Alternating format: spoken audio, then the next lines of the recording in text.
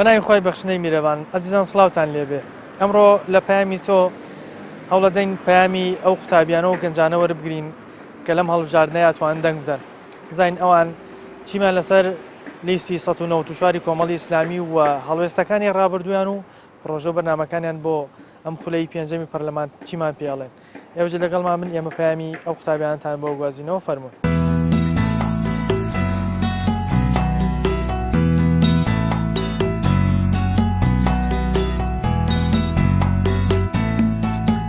هەوڵەدەین پەیامی ئەو قوتابیانە و گەنجانە وەربگرین کە لەم هەڵبژاردنە یاتوان دەنگ بدەن. تاکەچەکی دەستی ئەمە ئێستا دژی دەسەڵات و دژێوانی کە پێشتر گەندەڵ بوون ئەوەی بچین دەنگ بدەین ئەگەر بەدیلێکی ترمان هەبێ حتمما بەدیلێکی تر لە بژێت. توانم بڵێم کۆمەڵی ئیسلامی یەکێکە لەو حیزبانەی کە نوێنەرەکانیان لە حکوومەتی هەرێمی کوردستان لە حکوومەتە خۆجێیەکانە جوانترین نمونەیان پێشکەش کردووە. پێم وایە کەسانی کە کۆمەڵی ئیسلامی کاندیدی کردوون بۆ پەرلەمان و کاندیدیانە کات بۆ پەرلەمان کەسانێکن کە خۆیان ئەزمونیان هەیە و کەسانێکن کە مێژویان پاکە. وەکو دەرچوویەکی پەیمانگا لەناو ئەو لیستانی کە بۆ هەڵبژاردن خۆیان با بڵێن هەڵبژاردووە و کاندیدیان هەیە ئومێدی بە کامیان زۆرەوە پشگیری کامیانەکەی. سەرەتا بەخێر بێن وەکو بەرنامەی لیستەکانی هەڵبژاردن ئەم ساڵ 2018 بۆ پەرلەمانی کوردستان دیارە ئێمە وەک ئەڵێن گەنج وەک ئەڵێن دەرچووی پەیمانگا دەرچووی زانکۆ بێجیلێکی تێگەیشتووتر بن لە جیلەکانی تر ئێمە وا بیرەکەینەوە کە ئەوەی بۆ وڵاتمان گونجاو بێت ئەوە هەڵبژێرین ئەوەی کە بۆ ژیانی خۆمان بۆ ئێستی میلەتەکەمان بۆ سەردەمی ئێستامان گونجاو بێ ئەوە هەڵبژێرین ئەویش ئەکەوتە سەر دووسێ پێوەر کە ئێمە قەراری لەسەر بین پێوەری مێژوویان پێوەری ڕابردویان پێوەری کارەکانی داهاتویان پلانەکانیان کەسانی دەستپاک کەسانی ئەکادیمی و شارەزا لەو ڕوانگەیەوە ئەوەی بڵێن سێرمان کردووە لە دەرەوەی خۆمان لە ناو خۆمانە لە ناو تەلەبەکانی ڕەفیق و برادری خۆمانە حالیان ئێساڵە 2018 خەڵک هۆشیارێکی زیاتری پیا کردو ئەم هۆشیاری وای لێ کردووە کە بیرکردنەوەکانی فراوانتر ببێ وای لێ کردووە کە زیاتر بەرە و چۆنەڵێ بەرەو ئەوە بێ کە وڵاتەکەمان ئینشاڵڵا بەرەو خۆشتر بڕوە بەو پێوەرانە ئێمە بۆکو بیرکردنەوەی خۆمان لەبێ لیستێک هەڵبژێرین کە بتوانێت لە داهاتووە سەیتەرە بگرێ بەسەر ئەم وەزعاش لەقا و ناهەموارەیە ئەوەی کە لە ڕابردووە کراوە چەند حیزبی دەسەڵات کردویانە نیان سەلماندویانە کە ناتوانن ینی ئەمانوێت ئیتر لە مەودووە حێزبێک یا هێزێکی تازە بێتە حکومڕانی یەکەمی وڵات کە بتوانێت هەموو سیلکەکانی وڵات شتانی کە باسە کرد و وەکو مێژوو و بەنامەی داهاتووشە وەکو مێژوو لەنا ئەو لیستانی کە پێشووتر لە پەرلەمان بوو کامیانت پێ گونجاوە هەڵوێستی کامیان لە هەمویان بۆکو دەرچوویەکی زانکۆ گونجاوتر بۆ لای ئەویش دووسێ پێوەەر هەیە ئەگەر ئێمە پێوەری زۆرینە سیر بکەین ئەبینین بەمە دەستمان ناکەوێت حیزب هەبووە زۆرترین کورسی هەبووە لە پەرلەمانە نیو هێندەی حیزبێک کە کەمترین کورسی هەبووڵانە کاریگەری نەبوو بێ یا با بڵێن کاریگەریەکانیشی سلبی بوو بێ ئەوەی کە ئێستا هەیە ئەبینین بۆ منە لیستێکی وەکو کۆمەڵی ئیسلامی بە 6 کورسی وتوانیەتی ئەوەی کە دەنگدەرانی داوایان لێ کردووە جێبەجێ بکە بە زۆرتریشەوە ینی ئەوەی کە لە دەسەڵاتی خۆیانە هەبوو جێبەجیان کردووە لیستێکی وەکو کۆمەڵی ئیسلامی توانیوەتی ئەو شەرەفە بۆ خۆی بڵێن دابنێکە بڵێن دەستپاکە بڵێن پەرلەمانتارەکانی بە جورئەتن پرۆژە و بەرنامەی داهاتوو کۆمەڵ لەم هەڵبژاردنەیە بە پرۆژەیەکەوە بانگەشە بۆ خۆیەکە پرۆژەکانی تاک چەند لەگەڵ تۆی گەنج وە تۆیەکەت خوێندن تەواو کردودا نەمەزراوی ئەگونجێنەوە بەگشتی ئەگەر سێری پرۆژەکان کوین پرۆژەکان زۆرینیان جوانن ئەگەر سێری پرۆژەکانی لەوانێ زۆر لایەنی تریشکەین جوان بن ڕاستە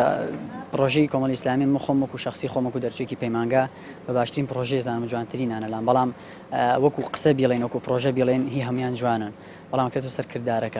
کردارەکەش ئەسەلمێنرێ بەوانی ڕابردوو ساڵانی ڕابردوو کە هەڵبژاردن کراوە و هەر لیستە و پرۆگرام و با بڵێن پرۆژێ خۆی خوێندوێتەوە جێبەجێکردنەکە لە ڕووی جێبەجێکردنەکەەوە کۆمەڵی ئیسلامی توانێتی زۆرترین جێبەجێکردنی هەبێ ئەو پرۆژانەی کە خۆی کردوێتی ئەو پرۆژانێکی ئێستا بانگەشەی بەوەکە ئەتوانێت فعلەن ئەگەر چووە حکومڕانی ئەم وڵاتە بتوانێت جێبەجێ بکەوە بەڵێ من خۆم وەکو ئەوەی کە لەگەڵ کۆمەڵێک گەنجا بووین لەگەڵ کۆمەڵێک خەڵکی ئەم سەردەمایە بووین ئەوەی بۆمان سەلماوە کە ئەتوانێت ئینشاڵڵا جێبەجێ بکات لەبەری کەوەی کە ئەوەی کە وعدیان داوە جێبەجیان کردو ئەوانی کەشکە وعدیان داوە جێبەجیان نەکردووە ئەم جارەش ئێمە دەنگە دێمە کۆمەڵی ئیسلامی ئینشاڵڵا وەکو قوتابی لەناو هەموو ئەو لیستانی کە ئێستا بۆ هەڵبژاردننی پەرلەمانی کوردستان پرۆژە بەرنمەیان هەیە کامیانە پێ پەسەندە و پشگیری لە کامیانە بن خۆم وەکو ئەوەی یەکەم جارمە دەنگ بم لیستی کۆمەڵم هەڵبژاردووە هیوادارم و کەسانشی کە یەکەم جاریانە دەنگ بدەن لیستی کۆمەڵ بژن چکە لە پێشترە هەموو خەڵکەزانێک کە چ لیستێ شایانی ئەوەیە دەنگیان پێ بدەیت بۆیە خەڵک پێویست ناکە خۆی هەڵخەڵەتێنێ و دەنگ بدا بەلایەنێک بزان کامە شایستەیە دەنگ بدەن بەوە تۆ لەناو هەموو لیستەکانە بۆ کۆمەڵ هەڵبژاردووە یعنی و خاڵە ئیجابیانی کۆمەڵ چییە کەوای لە تۆ کردووە دەنگی پێ وەڵا کارە باشەکانیان کەسە باشەکانە و کاندیدە باشانەی کە هەڵیان بژاردووە جدی ینی شایستە ئەوەن کە دەنگیان پێ بدەیت پێت وایە کۆمەڵ گرنگی بە قوتابی و بە گەنجی وەکو تۆ یاد بەجددی بەڕاستی وایە چکە بەڕێکخرای قوتابیانە دیارەکە چەند گرنگی بە تەلەبە ئەیان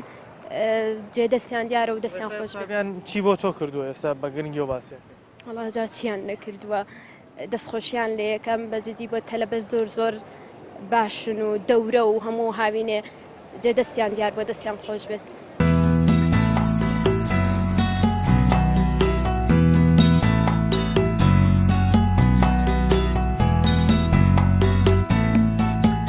هەوڵەدەین پەیامی ئەو قوتابیانە و گەنجانە وەربگرین کە لەم هەڵبژاردنەیە توان دەنگ بدەن تاگەچەکی دەستی ئەمە ئێستا دژی دەسەڵات و دژی ئەوانەی کە پێشتر گەندەڵ بوون ئەوەی بچین دەنگ بدەین ئەگەر بەدیلێکی ترمان هەبێ حتمما بەدیلێکی تر لە بژێت توانم بڵم کۆمەڵی ئیسلامی یەکێکە لەو حیزبانەی کە نوێنەرەکانیان لە حکوومەتی هەرێمی کوردستان لە حکوومەتە خۆجێیەکانە جوانترین نمونەیان پێشکەش کردووە پێم وایە کەسانی کە کۆمەڵی ئیسلامی کاندیدی کردوون بۆ پەرلەمان و کاندیدیانە کات بۆ پەرلەمان کەسانێکن کە خۆیان ئەزمونیان هەیە و کەسانێکن کە مێژویان پاکە لەناو لیستانی کە بۆ هەڵبژاردن بانگەشە بۆ خۆیانەکەن وەکو قوتابێکی زانکۆ پشگیری لە کامیانەکەی و پرۆژە و بەرنامی کامیان و پێگونجاوترە بۆ قوتابیانی زانکۆ خۆم وەک خوێندکارێک پشگیری لە کۆمەڵی ئیسلامی یەکەم چکە وەکو کار و پرۆژیان چەندین ساڵی پێشویان کاریان کردووە و تا توانیانەی خزمەتیان بە هاوڵاتیان کردووە باشە هەمیشە لە ئەو حیزبانی کە چوونەتە پەرلەمان هەرێکیان لە ماوەی ئەو 4 ساڵی ڕابردوو کۆمەڵێک کار و پرۆژە و بەرنامەیان هەبووە وەکو قوتابێکی زانکۆ پرۆژەکان و با بڵێن کارەکانی ئەندام پەرلەمانەکانی و کۆمەڵت پێ چۆن بوو چۆن هەڵسەنگانی بۆ ئەوکەی لە 4 ساڵی ڕابردوو ئەلحەمدولە کاری باشیان کردووە بۆ هاوڵاتیان ئەوەی توانی وشیانە بەردەوام بوون لە داکوکردن لە مافەکانی هاوڵاتیان و خەڵکی کوردستان ئەمە وەکو ڕابردوو وەکو داهاتوو بۆ ئەو بەنامە و پرۆژانی کە هیانە بۆ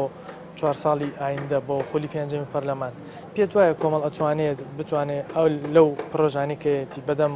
گەنج و بەدەم با بڵێن هەلی کارەخساندن بۆ قوتابیانی زانکۆ لە دوای تەخەڕەجکردنیان دروست بکات ئەلحەمدولیلا چاوەڕیان لێکەین و چاوەڕیان لێگە چکە کار پرۆژە چاکیان هەبوو لە چەند ساڵی پێشوە و ئینشاڵڵا لە ساڵانی داهاتووشا کار بۆ خوێندکاران و قوتابیانەکەن باشە لە هاوڕێکانت چیان پێڵی تاوانش بتوان پشگیری لەو لیستە بکەن کە تۆ ئومێدی پیانەیە هەلی کارت بۆ ڕاست هیوادارم دەنگ بدەن بە کۆمەڵی ئیسلامی چکە ئەونەی بتوانن ئەونەی لە توانایانە بێ کارەکەن بۆ هاوڵاتیان و بۆ قوتابیانی کوردستان من دەرچووی کۆلێژی ئەندازیاری شارستانی سلێمانیم و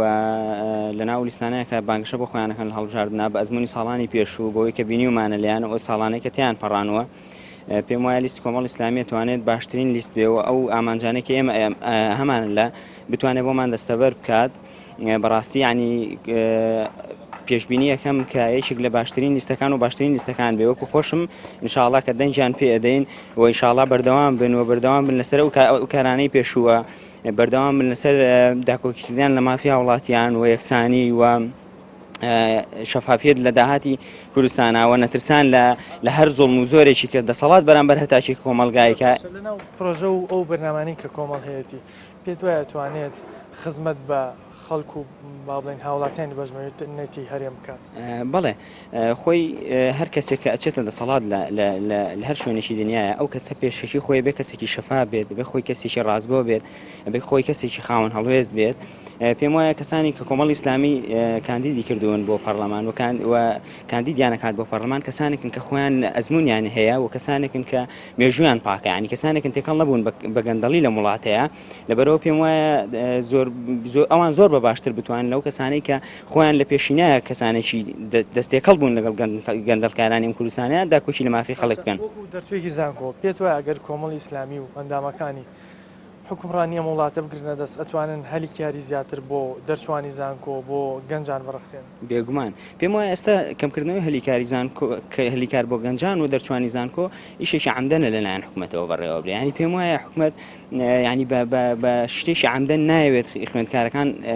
ینی بکەونە سەر ئیش لێرە بۆ نمونە حکوومەت لەگەڵ پەککەوتنی کەرتی حکومیە کەرتی ئەهلیشی پەکردووە کەرتی تایبەتیشی پەکستووە ینی ناڵە گەنجان لە کەرتی تایبەتیش بۆ جۆرە ئیش بکەن بەڵێ پێم وایە و ئینشاءڵڵا زۆر بە باشێتوان و زۆر ئەمەلیشمان پێیان هەیە ئینشاءڵڵا. یەکێک لە داواکاری قوتابیانی زانکۆ گەنجان لە ئێستاە کە زۆر گرنگە ئەویش هەلی کارە. ئومێدێکی زۆر باشیشان بە کۆمەڵی ئیسلامی هەیە کە بتوانێت ئەو کەسانی کە بە ئەیان نێرەتە پەرلەمان یاخود پرۆژە بەرنامەکانی کە لە بانگەشا باسیەکە بتوانێت دەرفەت و هەلی کار بۆ ئەو گەنجانە بدۆزێتەوە بۆ ئەوانی کە زانکۆ پەیمانگا تەواوەکەن بتوانن لە ئەو بەشەی خۆیان کە تایە پسپۆڕیان هەیە کار و پیشەی باشیان دەست بکەوێت. ئێمە قوتابی تر وەرەگرین بزین ئەوان چیمان پێڵێن لەسەر کار و پرۆژەی حیزبەکان و کۆمەڵی ئیسلامی بە تایبەتی لەگەڵمان بن.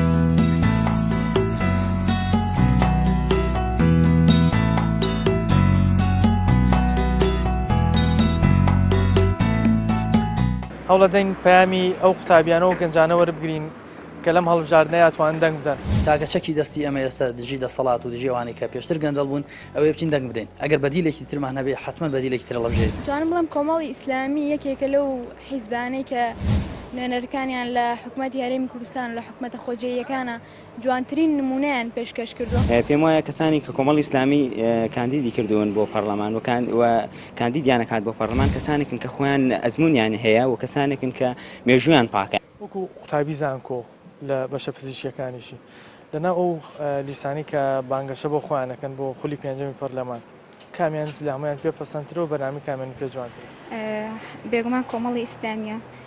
تا ئێستاش بێدەنگ نەبوونیان لە ئاستی گەندەڵیە و چارەکیەکانیان زیاتر کۆمەڵی ئیسلامی هەڵەبژێرن. بۆچی وەکو قوتابی پشگیری لە کۆمەڵەکە یانی ئومێدێکی پێیانە بۆ ئەوەی لە بتوانن لە خولی داهاتووی پەرلەمانە ئیشی باشتر بکەن چ ئومێدێک پێیان؟ بێگومان هەرچ ئومێدێکمان پێیان بێ ئومێدی خێرمان پێیانە تا ئێستاش ئەوانەی کردیانە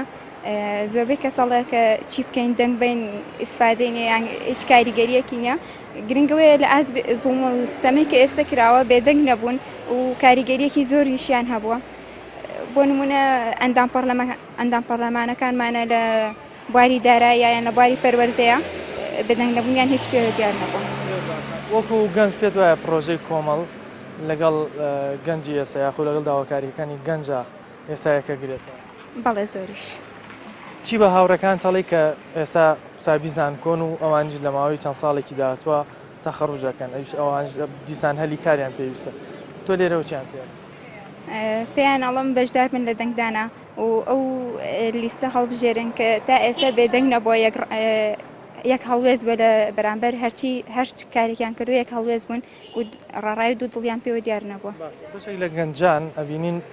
بێئومێدیوە سەیری دەنگدانەکەن یاخود دەڵێن دەنگ نادەین. پێت باشە گەنجی ئێستا بەو ناومێدیەوە باسی دەنگدان و هەڵبژاردن بکە یاخود پەیامی تر هەیە؟ ئێمە سەرەتای تەمەنمانە بێئومێدبوونیش کاریگەریە بێ بۆ سەر داهاتوومان تا ئێستا بە جۆش و خۆشەوە بین و ئومێدی زیاترمان هەبێ بۆ داهاتوی خۆمان باشترە بێت. ئەم جارە هەڵبژاردن دەبینی کۆمەڵی لایەنی سیاسی بە کۆمەڵی پرۆژە و بەرنامەوە بانگەشە بۆ خۆیانەکەن داواکاری چێ لەیان چیت بۆ بکەن وەکو قوتابی زانکۆ وەکو قوتابی زانکۆ سەرەتا وەکو زانکۆ من گرفتێکی گەورە بینم لە ناو زانکۆیە کە هۆکاری سەرەکیشی حیزبەکانی کوردستان ئەویش شۆڕبوونەوەی سیاسەتە بە ناو خوێندن و کۆلێژەکانی زانکۆ و خوێندن بەگشتی و پاشانیش پەروەردە واتە سیاست دەستی خستۆتە قوڕقڕاگەی خوێندنەوە یانی داواکاری سەرەکی من لە وەکو خوێندکارێکی زانکۆ بۆ لایەنە سیاسیەکان ئەوەیە کە ینی دەستی حیزب لە ملی زانکۆ بکەنەوە مەیکێکە لە داواکارە سەرکیەکان بۆی ئاسی زانسی تۆزێک بەرەو پێش بچێ لەناو هەموو لایەنە سیاسەکان هەموو هەر یەکەیان بە کۆمەڵی پرۆژە و بەرنامەوە بانگەشە بۆ خۆیانەکەن جەناب بۆکو قوتابی زانکۆ قسە چێ لەسەر هەڵوێستەکانی کۆمەڵ و کار و پرۆژە و بەرنامەکانیان ئایا پێت گونجاوە یاخود گلەی ڕخنەتێنێ کۆمەڵی ئیسلامی کوردستان بەپێی قەبارەی خۆی کە لە کوردستانە قەبارێکی دیاریکراوی هەیە ئەکرێ بڵین لە حیزبەکانی تر پێشتر بچووکتر بووە بە قەبارەی ئەو شەش کورسی کە هەر بووە لە پەرلەمانی کوردستانە دەورێکی کاریگەری هەبووە و پێم وایە زیاتر لە قەبارەی خۆشی کاری کردبێ هەرچەند لە وڵاتە بەهۆی گەندەڵی دوو حیزبی دەسەڵات و با بڵێن ئەو بنەماڵانی کە کوردستان بەڕێوە بن حکومەتیان بردوتە قەبارێکی بچووکەوە لە چەند کەسایەتێکی بچوو کاکۆیان کردوتەوە سەر ڕای ئەوەش کۆمەڵی ئیسلامی لە بەپێی قەبارەی بچووکی خۆی و بەپێی ئەوەی کە ئەو قەبارەی کە هێتی وەزارەتانی وەریگرتووە توانایکی باشی هەبووە من تا ڕادێک لە ئاستی 4 ساڵی پێشووی کۆمەڵی ئیسلامی ڕازیم و بە حکمی وەزارەتی وەریگرتووە من وەزارەتی کوشتتوکاڵ هەر کەس کۆمەڵیش نەبێت لێ ڕازی بووە من هیوادارم کۆمەڵی ئیسلامی بتوانێت لەسەر ئەو مەبدەە ئەو مەبدە ئەجوانی کە پێشتر لە خزمەتی خەڵکاوە لە خزمەتی دینا بووە بمێنێتەوە دەکەی بتوان لە 4 ساڵی داهاتووە بتوانن ئەو پرۆژە بەرنامانی کە هەیەە ئەگەر خەڵک پژگیریان بکە بتوانێت وەکو خۆی جێبەجێ بکە و دەرفەت و هەلی کار بۆ گەنجانی با بڵێن ئەوانی کە زانکۆیان تاوا کردەوە و جەناب ئێستا قوتابی زانکۆن و چەند ساڵێکی کەیتە تاوایەکەن توانانی هەلی کار بۆ ئەوە بڕخسێنی هەلی کارەکەوێتە سەر و پرۆژە و بەرنامانی کە بۆم نزیکەی ڕەنگە 20 ساڵ کارکردین بوێت تاوەکو ئەو شۆڕبوونەوە گەورە گەندەڵی کە بەناو کوردستانە شۆڕ بۆتەوە با بڵین لە ناوی بەری بۆیە ناکرێت حیزبێکی سیاسی بەتەنیا بڵێ هەلی کار بڕخسێنێ بۆ گەنج نەخێر ئەمە ئەکەوێتە سەر سیستەم و پرۆگرامێک کە بە درێژایی چەند ساڵێک پلانی بۆدامرێ نەک بەتەنیا کۆمەڵی ئیسلامی پێویستە هەموو حیزبە کوردستانیەکان بەیەکەوە کۆک بن لەسەر ئەوەی پلانێکی گەورە دابڕێژن بۆ نەجاتبوون لەم دۆخ و لەم قەیرانی کە کەوتۆتە ناو هەرمی کوردستانەوە بەگشتی نەک بۆ هەلی کار تەنانەت کەوتۆتە ناو سیستەمی پەروەردەیەوە کەوتۆنی هەموو شتەکانی گرتوتەوە ئێستا تەمەنیشی زۆر گەنجە زۆرێک لە گەنجان بێئومێد بوون لە دەنگدان تووشیان پێڵێ حتمما بێئومێد بوون دەستەمەبوونە و کۆڵدانە وازێنانە لەو ئامانج و بیرڕانی کە خۆداتە بەڕای من بێئومێد بوون لە دەنگدان هەڵەیە هەرچەندە خۆی دەنگدانیان بێئەمەلیان ئینسانیان بێئەمەل کردو لەوێ بچێ دەنگیش بدات بەڵام تاگەچەکی دەستی ئەمە ئێستا دژی دەسەڵات و دژی ئەوانەی کە پێشتر گەندەڵ بوون ئەوەی بچین دەنگ بدەین ئەگەر بەدیلێکی ترمان هەبێ حتمما بەدیلێکی ترە لەبژێرین بەڵام لە ئێستا بەدیلی ئەمە دەنگدانە ئەگەر دەنگیش نەدەین کەواتە لەو بەدیلەش دوورەکەوینەوە وەکو خوێندکارێکی زانکۆ ئامادەم بە تەواوەتی پشگیری لە لیستی 194 کۆمەڵی ئیسلامی بکەم لەبەرەوەی هەم کارنامە و بەرنامەیان جێگەی ڕەزامەندیەوە هەروەها هەڵوێستەکانی پێشویان لەسەر پرسە سیاسی و پرسە دارایی و هەتا پرسە نەتەوەییەکانیش هەڵوێستی گەورە و جێی تەقدیرن لەبەر ئەوە پاڵپشتی خۆم بۆ لیستی 194 کۆمەڵی ئیسلامی ڕاگەێنم لەناو هەموو لیستەکانە هەرێک لەو لیستانەی ئێستا هەن لە پێشووترا نمونەی ئەندام پەرلەمانیان هەبووە نمونەی ئەندام پەرلەمانەکانی کۆمەڵ تا چەند جێگەی ڕەزامەندی تۆ بووە لە پێشووترا دەتوانم بڵم کۆمەڵی ئیسلامی یەکێکە لەو حیزبانەی کە هەتا ئێستا هەم ئەندام پەرلەمانەکانی لە پەرلەمانی کوردستان و لە عێراق و نوێنەرەکانیان لە حکوومەتی هەرێمی کوردستان و لە حکوومەتە خۆجێیەکانە جوانترین نمونەیان پێشکەش کردو هەم لە ڕووی سیاسی و هەم لە ڕووی دەوڵەتداری و حکوومەتداریەوە بەوەی کە پۆستەکانیان بەکار نەهێناوە بۆ مەرامە شەخسیەکانی خۆیان بەڵکو چۆن وعدیان ناوە لە کاتی هەڵبژارنەکانە بەکاری بێن بۆ خزمەتکردنی هاوڵاتیان و نیشتیمانەکەیان جێبەجێیان کردووە و خۆمان هەمومان بینەری هەڵوێستەکانیانی قوتابی زانکۆ چی بە قوتابیە هاوڕەکان دەڵێوانی کە لە زانکۆن تا چەند بەنامەی کۆمەڵیان پیاشناکەی بۆی ئەوانش بتوان پشگیری بکەن خوێندکاری زانکۆ لە ئاستێکی ڕۆشنبیری بەرزایە من پێیان ئەڵم خۆیان بڕۆن سەیری بەرنامە و کاری کۆمەڵی ئیسلامی کوردستان بکەن جگەلەوە سەیری کارەکانی پێشویان بکەن بیکەنە پێوەرێک بۆ پێدانی بتمانی خۆیان بەم لیستە سەیری ئەو خوێندکارانەکەن کە هەڵگری باگراوندێکی ئیسلامین و لەم حیزبیان سەیری ڕەوشت و ئەخلاق و کار و کردەوەیان بکەن ئەگەر جێ ڕەزامەندیانە با متمانی خۆیانی پێ ببەخشن.